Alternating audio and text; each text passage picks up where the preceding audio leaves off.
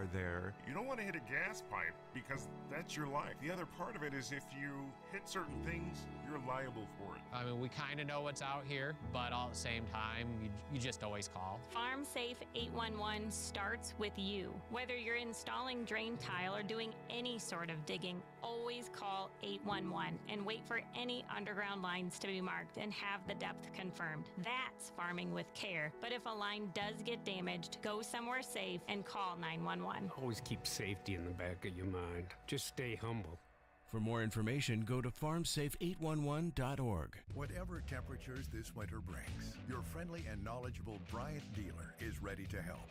Your dealer is committed to achieving a high level of training and skills and backed by outstanding products from one of the industry's most trusted names. Whatever your heating needs, your local Bryant dealer will do whatever it takes for your family's comfort. Schedule an appointment today by calling Beaver Valley Sheet Metal at 724-775-7300 or visiting bbsm1.com.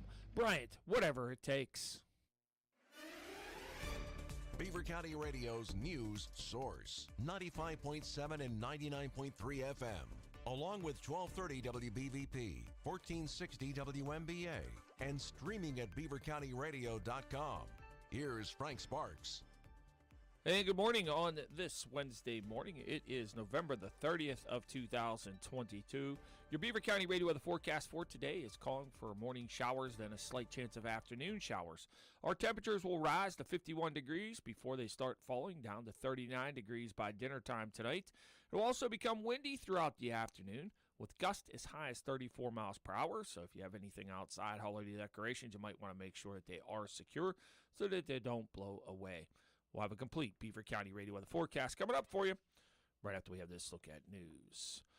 Pennsylvania State Police in Beaver reporting that they were dispatched to the Ohio River near Glasgow Borough around 9:30 p.m. last night for reports of a missing 12-year-old juvenile male who had not been seen for multiple hours. State Police took the lead in a comprehensive search that was conducted with the cooperation of many local first responder agencies. Troopers reported via release this morning that he was ultimately located with no injuries and was returned to his parents around 1 a.m. No other information was provided by State Police. The Hopewell Township Commissioners met on Monday night. Beaver County Radio News correspondent Sandy Giordano has more. Hopewell Township Commissioners on Monday approved the purchase and down payment for a 2022 Police Interceptor SUV fully equipped for $18,925.22. The interest rate will be 5.79% for 3 years for the purchase. Police Chief Don Sedlak said the new vehicle is necessary to fit the needs of the department. This is Sandy Giordano reporting for Beaver County Radio. Pennsylvania State Police in Newcastle reported that they were dispatched to a location on West Poland Road in North Beaver Township, Lawrence County, for a reported domestic disturbance. The incident occurred around 6:42 p.m. on Monday evening. Upon arriving and investigating, troopers learned that a 32-year-old female from Bessemer and a 34-year-old male from New Galley were involved in an argument that became physical when they struck each other. Troopers have filed harassment with physical contact charges against both of them at the local magistrate's office.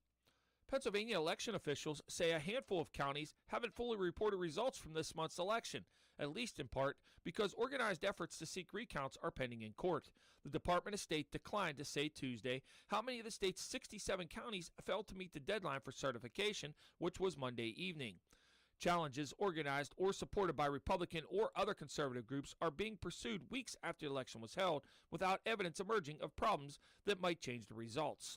The Department of State needs certified election results from all counties so it can compile the official results of the election.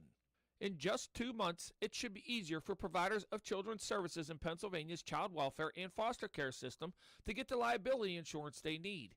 Danielle Smith has more. Governor Tom Wolf signed a bill into law that outlines who takes responsibility when an incident or accident occurs in the child welfare system. Some county contracts require the private children's service provider to take full responsibility, even when they are not at fault. Samia Kim with the Pennsylvania Council of Children, Youth, and Family Services says as a result, the private provider have had trouble getting affordable quality liability coverage, and this should make it easier for them to do so. This bill would allow the agency to take ownership of something that may have come up if it was within the scope of what they did. Otherwise, if it was something related to the county, then the county would be able to take responsibility for their own actions. Kim adds, under the current system, providers were making insurance payouts even in cases when they were not at fault because the county contract requires a provider to take liability. The new law goes into effect February 1st. Here's the Beaver County forecast on 95.7 and 99.3 FM, along with 1230 WBVP, 1460 WMBA, and streaming at beavercountyradio.com. Morning showers, then a slight chance of afternoon showers. Temperatures will rise up to around 51 degrees before starting to fall throughout the afternoon. We'll be at 39 degrees by dinner time. 25 degrees overnight will be our low. It'll also become very windy and gusty throughout the afternoon and evening with gusts as high as 34 miles per hour. So if you do have any of those Christmas decorations that are out, you might want to make sure they're secure so they don't end up blowing away and losing them. Overnight, mostly cloudy. As I said, the low will be down at 25. Tomorrow, mostly sunny, high 38. Friday, mostly sunny with a high of 51. Saturday, morning showers, high of 58. And for your Sunday, mostly sunny, high of 43 degrees. That is a look at the news for now. I'm Frank Sparks, Beaver County Radio News, 95.7 and 99.3 FM, 1230 WBVP, 1460 WMBA, and beavercountyradio.com. Talk about what's happening in Beaver County or around the world on Teleforum. 724-843-1888. 724-774-1888. It's Teleforum with Eddie Crow. Thank goodness. Thank all that is holy. For at least the next few minutes, I get to talk about something that's got nothing to do with politics. And that starts with a thank you to Kristen and Dave. Kristen Janci and Dave Bufalini are my guests. You can watch this on social media. This is being live Facebook streamed, and we're going to talk about, it's the Holly Jolly Aliquippa Library. Is that the name of the event? Who wants to go first? Dave leaned in. Sure. Holly Jolly Christmas Concert. It's our 6th annual Holly Jolly Christmas Concert. It's a partnership between the music department, which I represent at Hopewell Area High School, school district, and the B.F. Jones Library. Can I ask you a question about your other job just for a second? Sure. Funding when it comes to the arts, is it as bad as in high school as we think? Because you see, I don't know to trust social media, but you see, well, it's because they're defunding the arts. You can't take an art class. You can't take a music class. You're right in the middle of that. Is it as bad? Well, I could say I can't speak with full authority on that because I don't work for the school district. I'm strictly a volunteer. But, okay. So but you know how many trumpets are in that closet, right? Oh, yeah. It's, well, let's put it this way. They're not awash in money, school districts, to be able to go out and buy these instruments. So that's why I started this program at Hopewell years ago. This is the 6th annual Holly Jolly Christmas Concert. But in 2006, I started a program at Hopewell called the Artist in Residency, which I would bring in a professional world-class musician once a year to the district to work with the children so they get that experience and knowledge. And I just wanted to have a learning experience for the kids, educational, if you will. So I ended up making money on the first year, so I just kept it going because I wanted to, but then I kept making money. So I thought, what's the best way to spend this money is to put it back into the program.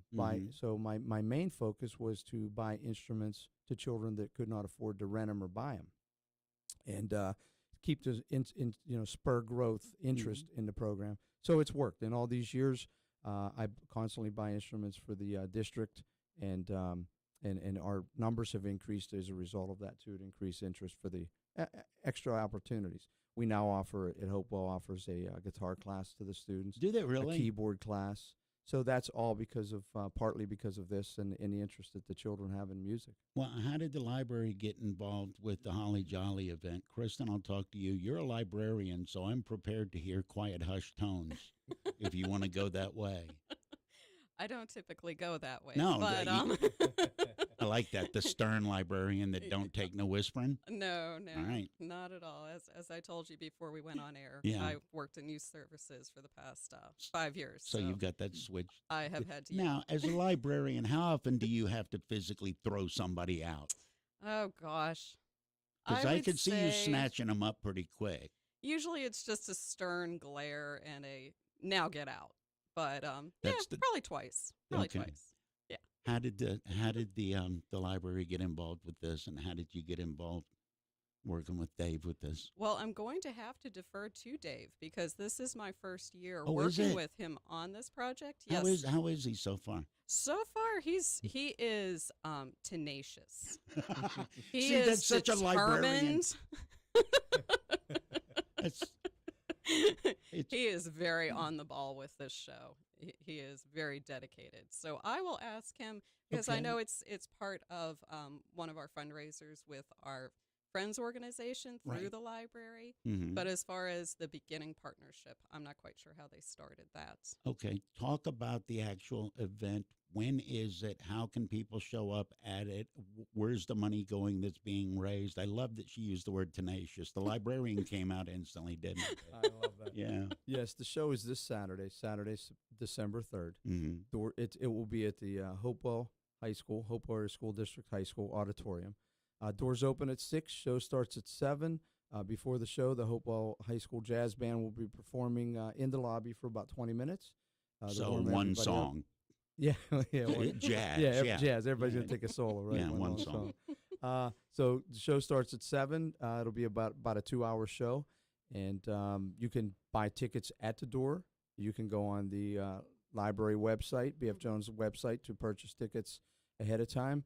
And if you're unable to make it, attend the show in person, you can go to the Hopewell School District website or the library website, and you can purchase for $20 the ability to live stream the show from wherever you Oh, are. really? Yes. Oh, that's so cool. So you can be a part of it and help raise money for a great cause and never leave your house. Correct. And the two great causes are the proceeds are split between the program at Hopewell, where I buy instruments for children who can't afford to buy or rent them, and also to enhance the opportunities for our children, music and band at Hopewell. And the other half goes through the B.F. Jones Library, and they use that for, I guess, mainly for children's services at the library. So two great causes. And I'd like to say that I tell everybody this. The money raised, so people that come to the show make donations. We also have a GoFundMe page. That money will benefit many children for many years.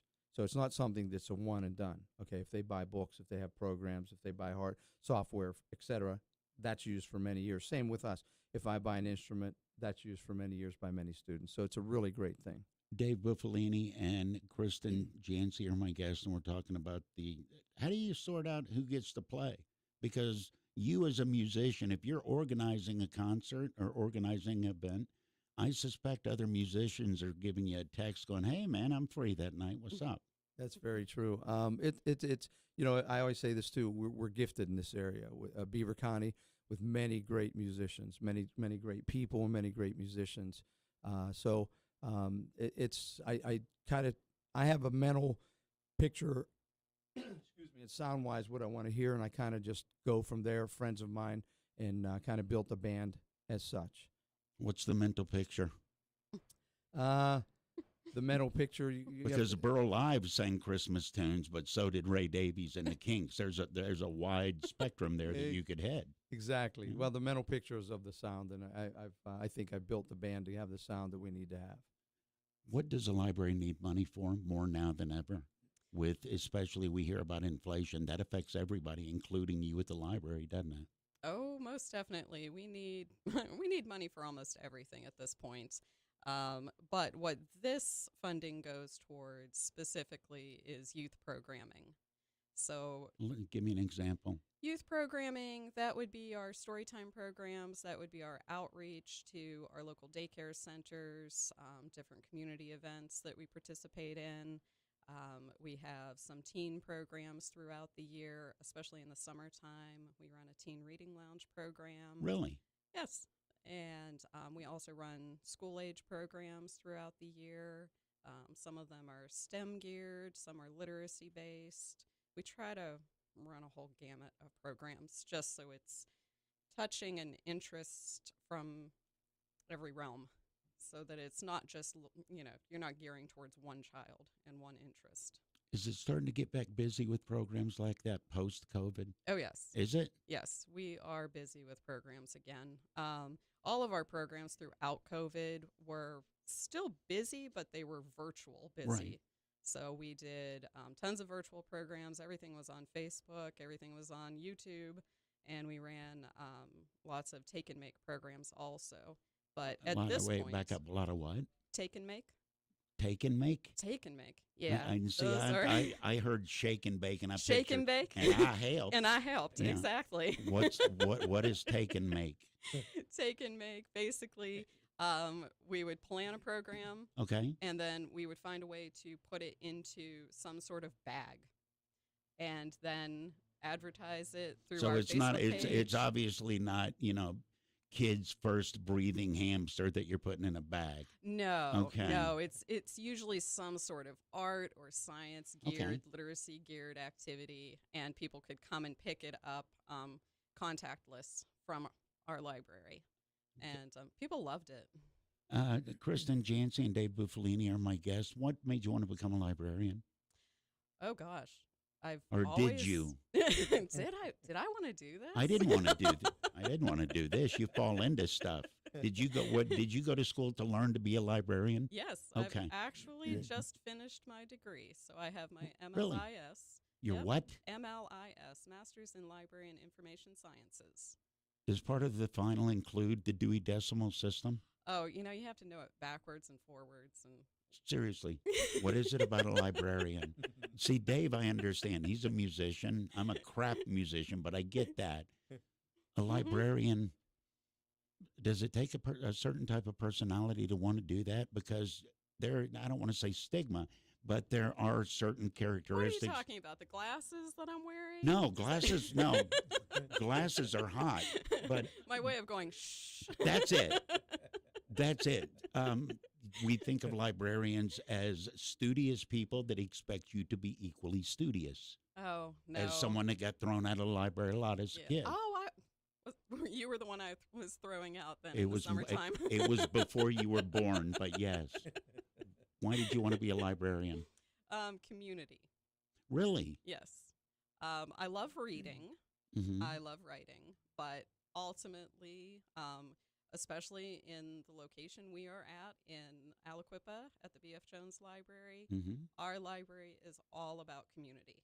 So we want to touch every aspect of the community and give everyone some kind of opportunity to participate and feel that they're included in the third space in their community. The third space? The third space. Okay. Yes, that's what libraries are considered. It's not work or school or home. It's a third space where you can go. You do not need to spend money. You are welcome at all times, no matter who you are, your income level. It doesn't matter your educational level. You're welcome, and you can hang out. You don't have a time limit for being there, and you can then also receive things for free. So it's all community. And see, I don't even think of the only time I think of the library as a community-based when somebody doesn't have broadband and they have to go and get on the internet and things like that. But I never thought about it. That if I didn't ask you this, it would be a shame. What's your favorite author? Who's your favorite author? Who's my favorite author? Dave, your question about guitar players coming up. Okay. He has longer to think. Well, so musicians always stick together. I was in youth services for quite some time, so I'm going to have to pick a children's author, I would think. Let's see. Karma Wilson. Karma Wilson writes the Bear books. They're adorable. Right. Yeah. They rhyme. I love them. You see, Dave, you want to throw out a favorite guitar player while we've got library and music on topic? I can't say a favorite. I'll be honest with you. My favorite guitar player is based on what mood I'm in. Do I feel like listening to Yes? Do I feel like listening to Van Halen? Do I feel like listening to, Black Sabbath, whatever? But a lot of great guitar players out there. I am a trumpet player, and one of my all-time favorites that I try to model myself after or whatever is Doc Severinsen. Of course, Maynard Ferguson is right up there. Let me ask you this. Was Doc Severinsen as good as everybody said, or was it just the suit? Because you hear him put up there with Maynard Ferguson. You hear him put up there with Al Hurt, all those. Was Doc that good, or did he have a photogenic mustache? Well, obviously he was famous with hooking Johnny up with Carson. Johnny Carson. Yeah. Doc is one of the best. He ran the show. He's still alive. He's 95, and he just actually, I think it was in September, played his last show in New York, and but he was still performing up until September. But no, Doc Severinsen, I think, is one of the best because of his. He can do it all. He can play it all. He can do it all.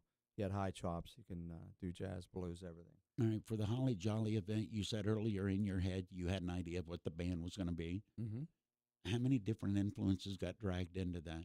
Oh. Because you mentioned Black Sabbath or somebody. Or yeah. That's great. I can't imagine that really fitting in with the library fundraiser. Well, no, but if you look at the band, it's bunch of shaggy malcontents. They're so diverse. With Greg McEltrott on drums, Jimmy Spears on bass, and Rick Wachowski. We have a special guest appearance by Rick Wachowski. I mean, who doesn't love Rick, and who doesn't know who Rick is? Rick Clue on guitar.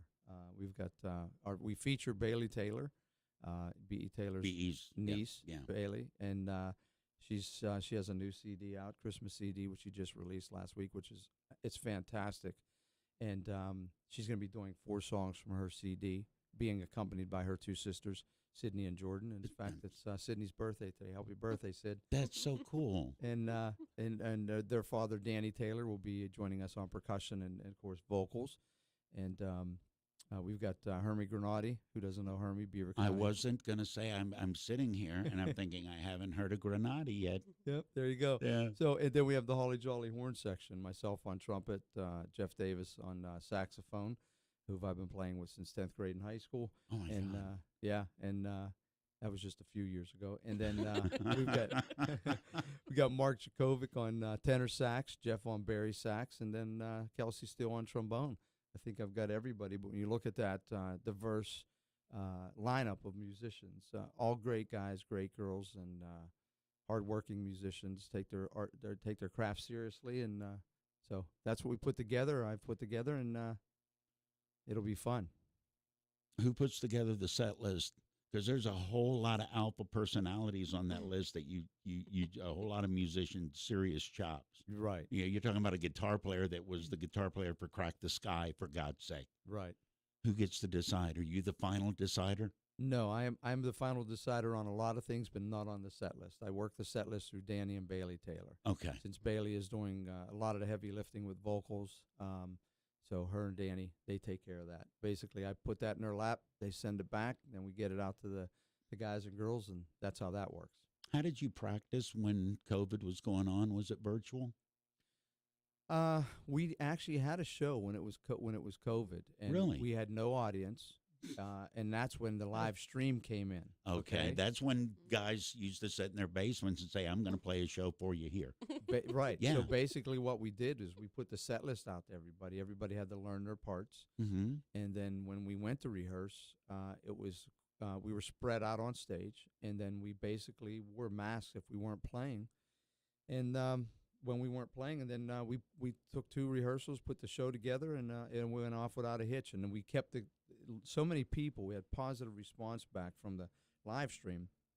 I've kept that every year since because we have people all over the country that want to see the show, and it's like, hey, it's an opportunity for them to see the show. Tickets for the show are $20 a piece, and we only charge $20 for somebody to live stream. We have watch parties. People are having watch parties where they'll get together with 15, 20 people, get some wings or whatever. Right. It's like watching a football game and live stream it. Like doing pay-per-view for a boxing match. Exactly. That's absolutely brilliant. Dave Bufalini is my guest. Kristen Janci is my guest. Kristen, what's the best part about working in a library? Oh, gosh. Every day is different. Okay. I never have the same day twice. Because the people coming in and out of the door are different every single day. And the issues that we deal with, the wins and the losses, they're always different. So I like that. I like the constant change in my schedule. What should I have asked you about the library? that I didn't ask you? What does the library need? Besides, obviously, fundraising it always helps, but you look at the library. Yeah, fundraising always helps. But I think in this day and age, it's just a stronger awareness of what libraries are for. Libraries are not that. They're not what I stigma think about any when I was longer. a kid and you go and you pull the card catalog out and flip Exactly. through and okay. We don't even have those anymore. Good. They're all digital, so yeah. Do you still have the newspapers from out of town on the big wooden sticks? We still have newspapers. They are displayed differently, though. Okay. But we do have people who still come in and read them. Yeah, that's. We do. Yeah, They will come in and camp out for half the day and read the paper. Dave, what should I have asked you? I just remember everything was on a wooden stick. Because I was going to steal the Chicago Sun-Times or something. Oh, my gosh. So, what should I have asked you, Dave, that I didn't ask you? I can't think of anything, but I would like to add something. I'm sitting here.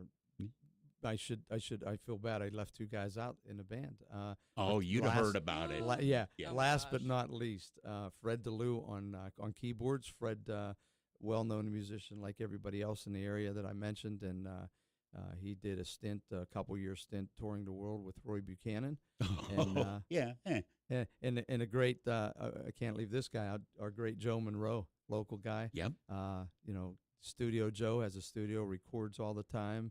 In fact, I just did some recording with him recently, 7 tunes with 2 different bands. And Joe, of course, is the keyboard player right now for the Ghost Hounds that last couple years opened up for ZZ Top and did probably, I think, about 14 or 24 shows with the Rolling Stones. So even when they opened up in Pittsburgh, when Stones were here, I remember that. they opened up. So Joe will be joining us on keyboards and vocals, and there's nothing like having a Joe Monroe with us too.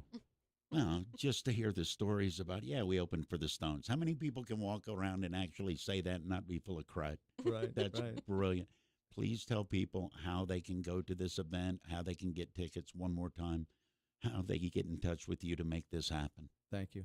Yes, Hopewell High School, Saturday, December 3rd. Doors open at 6. Show starts at 7 o'clock. $20 a person. Children 18 and under, I'm glad I add this, $2. Anybody in the Hopewell band program is free. And you can live stream the show. Go to the B.F. Jones website for information, as well as the Hopewell School District website. And no matter where you are, you can watch the show live. And it's a great way to start the Christmas season, to get you in the Christmas spirit. And it's keep in mind that anybody that donates, anybody that comes to the show, anybody that live streams it, you're helping to create a legacy for children for many years to come. You're helping a library exist for the next generation.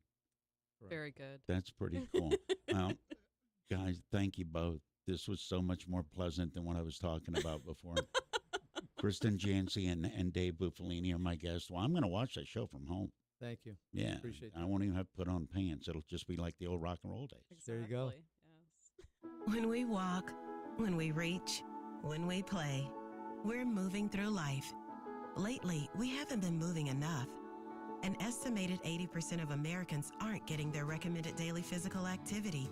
This is a health crisis, and the solution is in our hands and our feet. It's on our shoulders. It's on our backs. It's in our souls. It's time to move and keep moving, America. Wherever you are, however you can. Movement reduces your risk of diabetes, heart disease, and cancer. It improves your brain function, pain management, and immune system. And when you need help, physical therapists and physical therapist assistants are by your side, increasing your strength and mobility and improving your quality of life through prescribed exercise and teamwork. Because we are meant to climb, to dance, to soar, to thrive. Choose to move. Choose physical therapy. Visit ChoosePT.com. 95.7 and 99.3 FM, along with WBVP, WMBA, and BeaverCountyRadio.com, invite you to tune in to Sounds of Faith.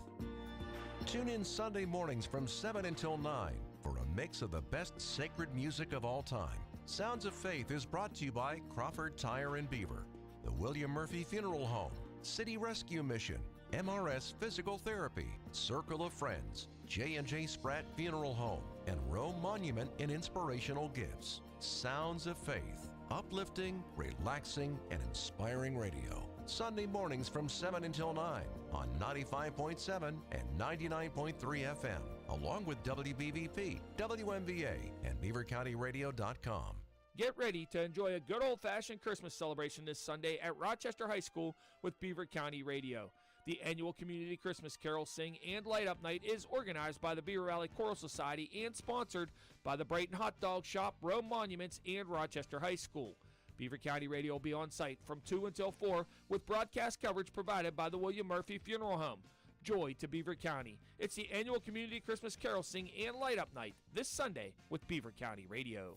You're listening to 95.7 FM, 99.3 FM, presented by St. Barnabas, in addition to 1230 WBVP Beaver Falls and 1460 WMBA Ambridge. Breaking news this hour at townhall.com. I'm Bob Agnew in Washington. China's ruling Communist Party has vowed to, in its words, resolutely crack down on infiltration and sabotage activities from hostile forces. The Central Political and Legal Affairs Commission statement released late yesterday after the largest street demonstration in decades by citizens fed up with those strict antivirus restrictions. Researchers are reacting